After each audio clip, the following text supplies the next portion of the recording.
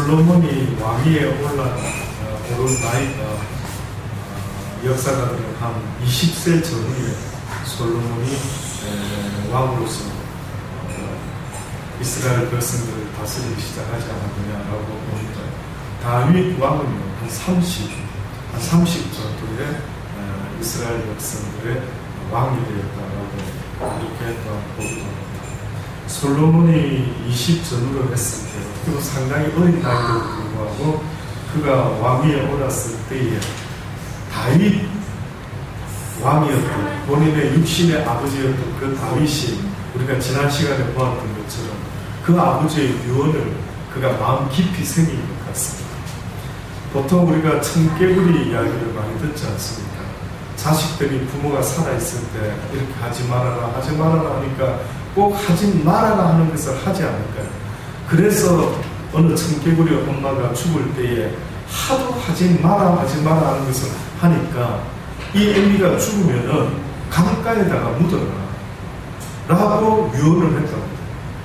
그랬더니 이 뚱딴지 같은 청개구리 같은 아들 녀석이 그 마지막 엄마의 유언을 귀담아 듣고는 그 엄마를 강가에다가 묻었다라는 것입니다. 그래서 우리가 어렸을 때부터 들어봤던 그 동화가, 그 비가 오기만 하면은 청개구리들이 어떻게 한다고요? 깨굴 운다는 거예요. 왜요? 엄마 시체가 떠나갈까? 엄마의 그 무덤이 떠나갈까? 그 이야기를 우리는 어렸을 때부터 들었습니다. 부모의 유언이라고 하는 것은 청개구리 같은 자식도 정말로 육신의 부모의 유언이라, 마지막 말이라 한다는 것은 정말로 그 자식에게 남겨주는 아주 중요하고 귀한 이야기다라는 것을 우리는 분명히 알죠. 그럼에도 불구하고 많은 사람은 그 부모의 유언을 제대로 지키지 못하고 살아가는 사람들도 이 땅에 많습니다. 혹시 여러분은 여러분의 육신의 부모님한테 유언을 받은 게 있습니까? 혹시 무슨 유언 받으신 거 들으신 거 있습니까? 저도 죄송하지만 저희 아버님으로부터 어떤 이야기 들어보지 못했습니다. 근데 잊혀지지 않는 살아생전에 하셨던 아들에게 했던 어떤 말 중에 제가 개인적으로 잊지 못하는 말이 있습니다. 그 대학교를 들어가는 그 시절에 어느 대학을 또 어떤 과를 지원해야 될지 모든 부모의 관심과 걱정과 근심이 있는 그 시기인데 세상에 저희 아버님이 저한테요 그 어떤 이야기도 안 하는 겁니다. 야, 그러기도 어렵죠. 그렇죠? 세상에 지금 생각해보면 그렇게 아무 말씀도 안 하기도 어려운데 끝까지 지켜만 보시더라고요. 저희 어머님하고만 의논했습니다. 근데 나중에 결국은 고신대 종교음악과를 처음 들어가게 되는데 결국 그때서야 어느 시점에서요 왜 아무 말씀을 안 하십니까? 라고 했을 때 딱 한마디 말씀하시더라고요. 너는 네가 알아서 하지 않느냐. 이게 다였어요. 이 말씀이 다였어요. 그러니 저희 육신의 아버님이 저를 바라봤을 때 뭘 보고 저의 무엇을 보고 너는 네가 알아서 하지 않느냐라고 말했던 근거가 뭘까? 아마 제가 지금 나이를 먹어서 한번 생각해 보니까요. 어떤 면에서 제가 아버지에게 보여진 내 막내 아들의 모습, 그 당시 때 특별히 뭐 공부를 잘했다, 뭐 대단하게 찾겠다, 뭐 이런 것도 없는데 있다면 딱 한 가지 열심 낸 게 있었습니다. 그 뭔지 아십니까? 교회에서 맡은 일에 대한 열심은 있었습니다. 찬양하는 열심, 성가대 주일학교 지휘도 하기도 하고요. 뭐 여러 가지 청년부 찬양 인도도 기타 치면서 해보고요. 나름대로 어떻게 보면 아버님이 저를 봤을 때 저 큰아들과 둘째 아들을 나름대로 비교하셨을 때에 저 녀석은 나름대로 하나님 앞에서 살아보려고 무던히 애를 쓰는 그 모습이 저 육신의 아버지의 모습 속에서 아버지의 입장에서 너는 네 인생 알아서 하지 않는다. 다시 말하면 어떻게 보면 너는 네가 하나님을 기억하고 내가 뭐 이렇게 살아라 저렇게 살아라 라고 말하기보다 네가 믿는 그 하나님의 말씀을 더 쫓아서 살아보려고 날마다 애쓰는 너의 모습을 내가 보고 나름대로 인정하지 않겠느냐. 그러니 너의 하나님 앞에서 네가 지금처럼 살아가거라 라고 어떻게 보면 말씀한 게 아닐까. 이게 육신의 아버지가 저에게 했던 유언 아닌 유언이 아닐까라는 생각이 듭니다. 예, 그렇게 좋은 쪽으로 해석하고 싶습니다. 여러분은 육신의 부모에게 혹시나 어떤 유언을 받으신 게 있습니까? 육신의 부모에게 유언을 못 받았자 할지라도 여러분 기억하셔야 됩니다. 내 영혼의 아버지, 내 영혼의 주 예수 그리스도 그분께서요, 부활하신 이후에 이 땅을 떠나시면서 유언적으로 남기신 마지막 말씀이 있습니다. 뭔 줄 아십니까? 제자들에게 대신하여 말씀하신 것이 있는데, 한마디로 말하면 강하고 담대하라. 세상 끝날까지 내가 너희와 함께할 것이라.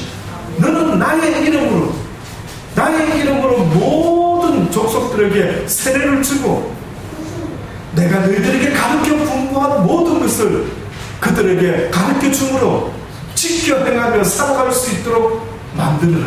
이것이 곧 그들로 하여금 나의 제자로 만들어라라는 나의 명령입니다. 나의 유언이자 나의 명령이요, 또한 너희들에 대한 나의 미션입니다. 이것이 예수님의 유언입니다. 이것이 우리가 믿고 있는 예수 그리스도, 우리가 날마다 주여 주여라고 부르는 그분이 우리에게 남기신 유언이 있다면 내 제자가 되어가는 것입니다. 내가 너희들에게 가르쳐준 대로 그렇게 살아가는 자들이 되어라라고 그렇게 말씀하고 있는 것입니다. 어떻게 살아가는 것입니까? 한마디로 틈만 나면은 복음을 전하고, 틈만 나면은 내 사랑으로 모든 이들에게 증거해라는 것입니다. 복음을 전한다라는 것은 예수 그리스도가 나의 죄 때문에 죽어주셨습니다라고 말하는 이것도 있지만, 이러한 십자가의 도도 있지만 한 가지 더 잊지 마셔야 됩니다. 하나님의 사랑입니다. 예수 그리스도라고 하는 하나님의 독생자를 이 땅에 보내신 그 하나님의 크신 사랑 또한 세상 사람들에게 전해줘야 됩니다. 십자가 교회 이야기를 부지런히 하면서 한 손에는 성경을 들은 것 같은데 한 손에는 사람을 들지 못하고 살아가는 사람들이 얼마나 많이 있는지 모릅니다. 다시 말하면 입만 가지고 하나님의 이야기만 하는, 사랑 없는 천사의 말을 하는 이런 사람들은 있기는 있는 것 같은데, 한 가지 아쉬운 게 있다면 뭐가 빠뜨려졌다고? 사랑이 빠지면 다 꽝입니다. 모든 것은 다 부분적으로 한답니다. 모든 것은 다 온전한 것이 아니랍니다. 우리가 하나님을 아는 부분도, 우리가 방언을 하고 예언을 하고 기적을 행하고 뭐 하는 어떤 모든 행위들이 하나님 앞에서는 다 온전한 것이 아니에요. 온전한 것이 오게 되면은 결국 그 온전하지 못한 것들이 패하게 되는데, 그 온전한 것이 뭐라고요? 사랑이죠. 그 온전한 게 사랑. 그럼 다시 말하면 무슨 말입니까? 모든 성경에서 말하는 은사라고 하는 그런 모든 것들은 다 온전한 무엇을 위함이라? 하나님의 사랑을 위함. 그 사랑을 전하기 위함. 그 사랑을 가르쳐주고 그 사랑의 빚진 자의 모습으로 살아갈 때에 바로 그 사랑 속에 능력이 나타나게 된다라고 하나님이 그렇게 말씀하는 것입니다. 내 사랑을 깨달은 자가 내 사랑을 뼈저리게 깨닫고, 야, 주께서 나를 위하여 이렇게 사랑하심으로 예수 그리스도를 보내셔서 나의 죄를 위하여 죽어주신 이 크신 사랑을 깨닫는 그 사람에게 하나님의 그 사랑이 나타날 수밖에 없다라고 생각해요. 그 사랑이 깨달아져요. 이 세상에 어떤 중요한 것이 있지만은, 우리가 성경을 어떻게 보면 배운다라고 할 때 무엇을 배우느냐라고 말할 때에 당연히 십자가의 도를 배우는 것도 있지만, 그 십자가의 도를 넘어서 도착되어야 될 곳이 있다면 그게 뭡니까? 하나님의 사랑입니다. 사랑은 모든 것을 이해하는 마음입니다. 사랑은 모든 것을 이해하고, 사랑은 모든 것을 포용하는 마음입니다. 어떤 목사님이 슈퍼마켓에, 외국에 있는 목사님이 슈퍼마켓에 가서 물건을 사려고 이렇게 기다리고 있습니다. 그런데 계산대에서 계산을 하는 아가씨와 손님이 다툼이 벌어졌습니다. 어떤 이유인지 모르지만 손님이 야 어떻게 그런 식으로 손님을 대하느냐 라고 말했을 때 죄송합니다 라고 하면 끝날 것 같은데 뜻밖에도 이 계산대에 있던 아가씨가요 막 그 손님에게 옳고 그름으로 막 내가 뭘 잘못했습니까 라고 막 이야기를 하는 겁니다. 이러다 보니까 막 매니저 불러 어쩌고 하면서 아주 막 싸움이 커지고 말았습니다. 결국 억지로 그저 매니저가 와서 손님을 납득시키고 그렇게 보냈습니다. 이 목사님이 자기 차례가 되었어요. 그래서 그 앞에 서가지고요 드디어 계산을 합니다. 그때 그 목사님 마음속에 그리스도의 사랑을 가지고요 미소를 지으면서 그렇게 이야기를 했답니다. 자매님 오늘 하루가 참 힘든 하루죠.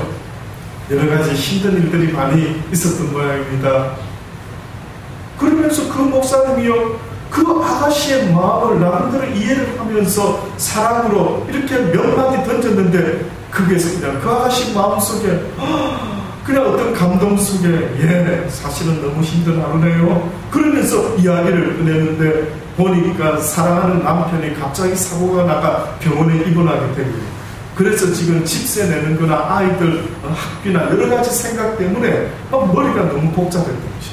이런 복잡한 가운데 이런 해프닝이 벌어져서 너무너무 속상해서 그 카스터마에게 물론 직업의식을 가지고 죄송합니다 라고 할 수도 있었지만 개인의 그 힘듦이 너무나 컸기 때문에 그냥 그 자리에서 막 그냥 치지 않고 이렇게 했던 것이죠. 그 누구도 이해하지는 못했죠. 우리는 살아가면서 어떤 사람을 쳐다볼 때에 항상 옳고 그름으로 쳐다보고 있지만 하나님은 내 사랑으로 쳐다보라는 것입니다. 모든 일을 쳐다볼 때마다 그저 옳고 그름으로 판단하고 정죄하는 마음이 아니라 내 사랑으로 뭔가 내가 알지 못하는 어떤 어려움 속에 저 사람이 있을 수도 있다는 사실을 항상 생각할 줄 아는 그 마음이 바로 사랑인 것입니다. 그래서 사랑은 허다한 허물을 다 어떻게 한다고요? 덮는 것이라고 말하지 않습니까? 기독교인이 된다는 것, 하나님을 배웠다라는 그 결과는 무엇으로 나타나야 되느냐라고 말한다면 그것은 바로 내 삶 가운데 예수 그리스도의 사랑이 나타나야만 되는 것입니다. 2000년 전에 나를 위하여 이 땅에 오셔서 십자가에 달려 죽어주신 예수 그리스도의 그 크신 하나님의 사랑이 오늘도 나의 삶을 통하여 주님은 나타나기를 원하시는 간절한 마음으로 제자들에게 유언을 하셨는데 뭐라고요? 내 제자가 되어라. 내 사랑의 제자가 되어라. 제발 너희들이 만나는 모든 사람들에게 내 사랑을 나타낼 수 있는 복된 자들이 되어라라고 그렇게 하나님은 오늘도 우리에게 말씀하고 있는 것입니다. 그렇더라고요. 저도 가만히 보면은 내 신경 속에 사랑보다는 항상 옳고 그름이 너무 많이 있어요.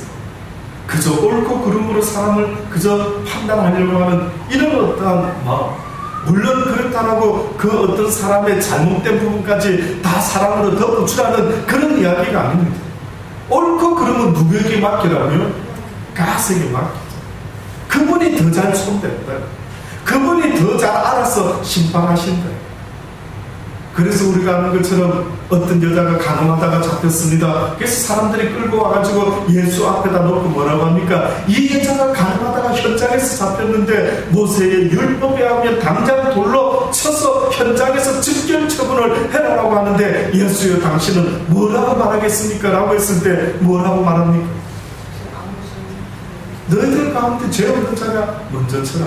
다시 말하면 너희 인생들아 너희들은 누구를 정죄하고 심판하고 저지할 수 있는 자격이 있다 없다? 없다라고 말합니다. 그런 자격은 내가 준 적이 없다. 내가 너희들에게 누군가를 판단하고 정죄해서 어머 저 나쁜 인간이야 이렇게 말해라고 했던 적이 없다라고 합니다. 그러나 오히려 한 가지 우리에게 준 것이 있다면 무엇이라고요? 모든 일을 어떻게 하라고요? 사랑으로 다 심지어는 네 원수까지도 원수 갚지 말고 나에게 맡기고 너는 어떻게 하라고요? 사랑을 그에게 나타내. 우리 시대의 인간관계 문제가 뭡니까? 라고 물어볼 때 하나님 목사님 왜 저런 어떤 인간이 있을까요? 너무 저 인간 때문에 힘듭니다. 어쩌고 저쩌고 이야기할 수 있겠지만 어떻게 보면 그 인간 때문에 내가 힘들다라고 하는 말은 그 인간을 감쌀 수 있는 하나님의 사랑이 아직도 나에게 부족하다라고 하는 증거가 되는 것 아니겠습니까? 하나님은 무슨 답이 있는데, 예? 어디서 어떤 답을 한번 저에게도 알려줘 보십시오. 예? 왜 인간관계가 어려운데? 뭐가 오르니 그러니 이야기하지만 어떻게 보면 인간관계가 아직도 나에게 있어서 불편한 관계 있습니까? 내 남편입니까? 내 아내입니까? 내 아이들입니까? 아니면 어떤 회사의 상사가 되든 누가 되든 무슨 인간관계 속에서 내가 힘들다라고 말하는 그 의미는 오히려 아직도 내가 온전한 하나님의 사랑을 내가 깨달지 못하고 있는 게 아닌가요? 그 사랑을 깨닫고 살아갈 수만 있다면 그것이 바로 힘이요 능력입니다. 성경은 그리스도를 믿는다라는 것은 말에 있는 것이 아니라 무엇에 있다고? 능력에 있다. 성경이 말하는 능력이 뭡니까? 사람을 변화시킬 수 있는 능력이 뭡니까? 예? 사람을 변화시킬 수 있는 능력, 유일한 길, only one way. 그게 뭐라고 말합니까? 무슨 예언의 은사랍니까? 병 고치는 은사랍니까? 귀신 쫓는 은사랍니까? 무슨 외가 있다라는데 뭐라고요? 사랑. 사랑 외에는 어떤 답이 없답니다. 사랑 외에는 사람을 변화시킬 수 있는 어떤 힘도 능력도 없다라고 말하니 사랑 없음이 나의 연약함 아니겠습니까? 사랑 없음이 나의 무능력함 아니겠습니까? 사랑 없는 것이 나의 약점 아니겠습니까? 사랑 없는 것이 나의 무능함이요 나의 약함이요 나의 그 어떠한 것도 아님이 바로 사랑 없는 그것 때문인 것입니다. 깨달아 보시길 바랍니다. 오늘도 그 사랑이 없기 때문에 힘들어하고 넘어지고 쓰러지는 것 아니겠습니까? 오히려 그럴 때마다 기도하실 수 있기를 바랍니다.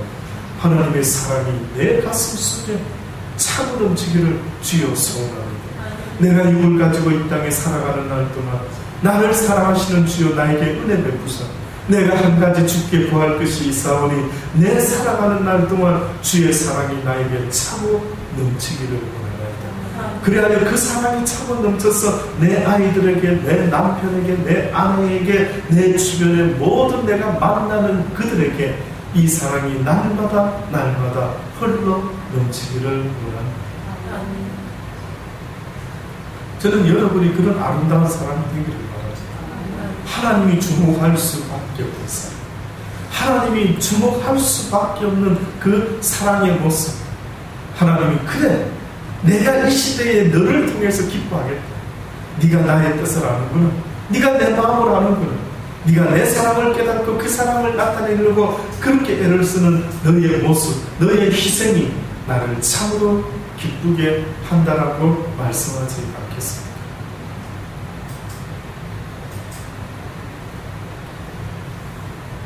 만약에 오늘 우리 시대에도 이 솔로몬과 같이 솔로몬이 그 육신의 아버지의 명령을 쫓아서 이제 왕이 되었을 때에 그가 했던 첫 번째 일이 있다면 뜻밖에도 제가 봤을 때는 솔로몬 일생의 자랑이 솔로몬 일생의 하나님 앞에 두고 참으로 네가 내 마음에 듭니다. 어떻게 보면 다윗에게 그 말은 아주 상식적으로 들릴 수 있었지만 그런데 뜻밖에도 하나님은 솔로몬이 오늘 이 본문을 통해서 했던 그 한 가지 일, 네가 참으로 내 마음에 기쁜 것을 했다라는 소리를 듣게 됩니다. 그게 뭐였느냐면 솔로몬이 당시 때 산다 흙으로 무덤같이 만들어 놓은, 쉽게 말하면 성전이 아닌 그저 그 지역마다 하나님께 제사 드리는 어떠한 아주 천막을 쳐놓은 듯한 간이 어떤 교회를 지어놓고 거기다가 제사를 드리기도 하고요, 하나님께 번제를 드리는 그런 장소로 사용이 되었던 거예요. 좋은 뜻으로 시작된 장소가 아닙니다. 언약궤가 이 마을 저 마을로 움직이고 자리를 잡지 못할 때 이스라엘 백성이 도대체 우리가 어디서 기도하지? 우리가 무엇을 향해서 기도해야 되지? 라고 하는 시절에 생겨난 어떠한 종교적인 습관이었던 모양입니다. 아직까지 하나님의 성전을 짓지 못하고 있었는데 솔로몬이 어느 날 오늘 본문에 보면 기브온이라고 하는 곳에 가서 하나님께 1000번제를 드립니다. 많은 학자들이 1000번제의 의미가 뭘까?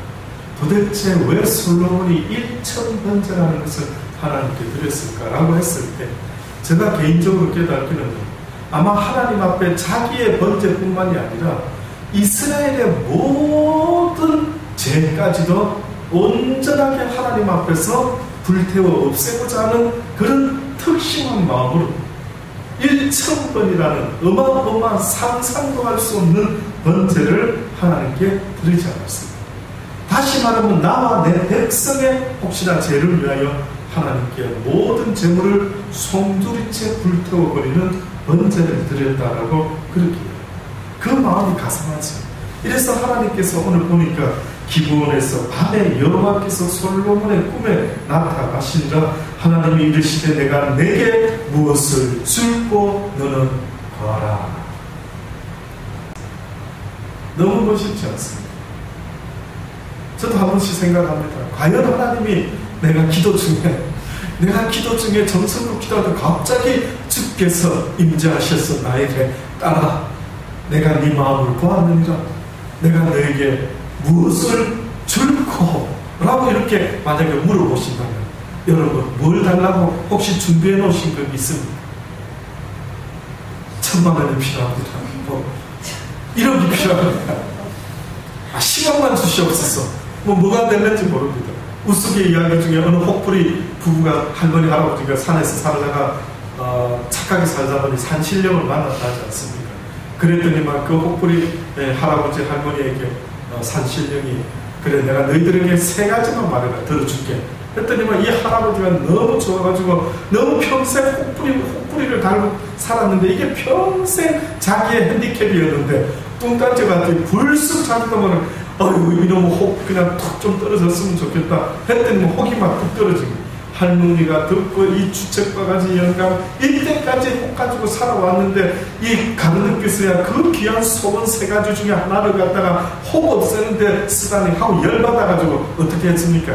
저놈을 떨어진 혹이 저 영감쟁이 이마에가 갖다 붙어버려요. 그렇게 했다. 그냥 뚝 붙어가지고 세상에 그냥 여기 붙은 게 그래도 안 낫겠나 싶어가 할머니 할아버지가 어른하다가 그냥 혹이라도 하나 떼자라고 해서 결국은 뗐다라는 이야기. 무슨 이야기입니까? 그 귀한 소원을 들어줄 수 있는 찬스가 생겼는데 마음의 준비가 전혀 안 됐어요. 다시 말해 정말 살면서 내 소원이 뭐지? 모르고 있어요. 이게 이 혹부리 영감에게만 해당되는 것 같은데 여러분 가만히 한번 생각해 보세요. 정말 내 소원이 뭘까? 백범 김구 선생님이라는 분은 뭐라고 말하냐면 내 꿈에도 소원이 뭐라고요? 내 조국 대한의 독립이래요. 내가 죽어도 살아도 내 아주 원하는 소원이 있는데 내 조국 대한의 독립을 해방을 원합니다. 그 사람과 같이 어떻게 보면 혹시 여러분 가슴 깊이 내가 이 소원을 이룰 수만 있다면 하는 소원이 있습니까?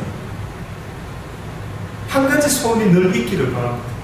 그 소원이 이 하나님의 마음에 합당한 것처럼 이 솔로몬이 하나님께 구했던 이와 같은 어떠한 소원이 저는 여러분에게 있기를 원합니다. 하나님이 왜 솔로몬에 구하는 것을 기뻐하셨을까? 솔로몬이 뭐라고 말합니까? 주의 종 내 아비 다윗이 성실과 공의와 정직한 마음으로 주와 함께 주의 앞에서 행함으로 주께서 저에게 큰 은혜를 베푸셨다라고 말합니다. 왜 지금 솔로몬이 이 말을 하고 있는 줄 아십니까? 이 말의 의미는 그 다윗이 했던 말이었는데 결국은 이 말은 하나님이 왕이신 하나님의 속성입니다. 왕이신 하나님의 모습. 하나님은 어떤 왕이십니까? 라고 물어보신다면 이렇게 말해야 됩니다. 성실하신 왕이시오, 공의로우신 왕이시오, 정직한 마음을 가지신 왕이십니다. 이 마음이, 왕의 마음이 바로 하나님의 마음인데, 이 마음을 가지고 다윗도 하나님 앞에서 왕으로서 살았던 것처럼 이 솔로몬에게 말했던 모양입니다. 솔로몬이 그것을 잊지 아니하고 똑같이 그렇게 또한 이야기하는 것 아니겠습니까? 저를 위하여 이 큰 은혜를 예비하시고 오늘날과 같이 저의 위에 앉을 아들을 저에게 주셨나이다.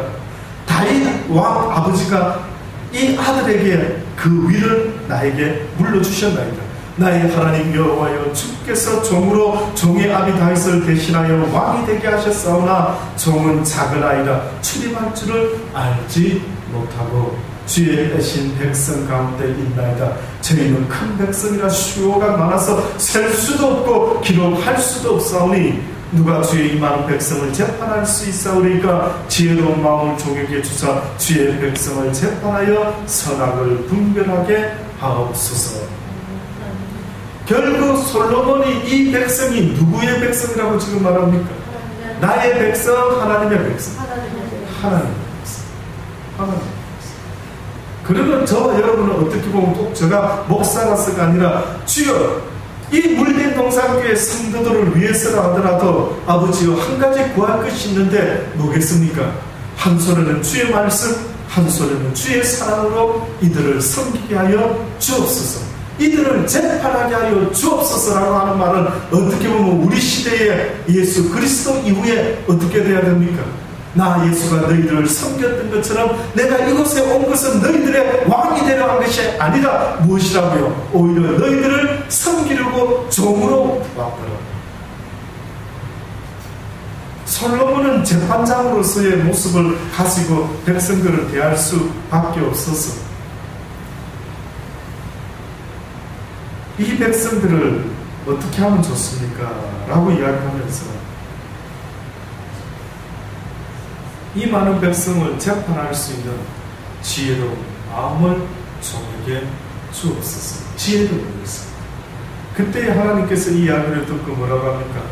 내가 이것을 구하도다. 자기를 위하여 수도 구하지 아니하며 부도 구하지 아니하며 자기의 원수의 생명 멸하기도 구하지 아니하며 오직 송사를 듣고 분별하는 지혜를 구하였으면서 내가 내 말대로 하여 내게 지혜롭고 총명한 마음을 주노니 너의 전에도 너와 같은 자가 없었거니와 너의 후에도 너와 같은 자가 일어남이 없으리라.